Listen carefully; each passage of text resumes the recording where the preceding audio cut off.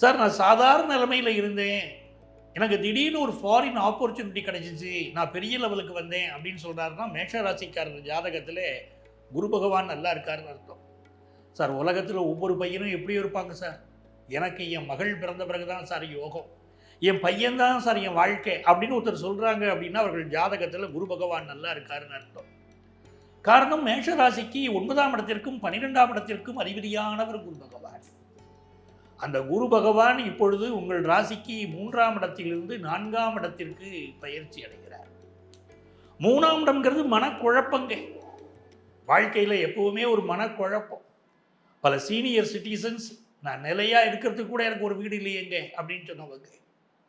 பல பேர் முதியோர் இல்லங்களில் வாழ்ந்தார்கள், பிள்ளைகளால் மனது வருத்தமடைந்தார்கள். அப்படிலாம் சூழ்நிலை மேஷராசிக்காரர்களுக்கு இருந்தது. யங்ஸ்டர்ஸ் பலருக்கு வேலை வாய்ப்பு பிரச்சனை இருக்கு. மிடில் ஏஜில் இருக்கக்கூடிய மேஷராசிக்காரர்களுக்கு ஹெல்த் இஷ்யூ இருக்கு. அதிலிருந்து நிவாரணம் தரக்கூடிய அதி அற்புதமான அமைப்பு இப்போ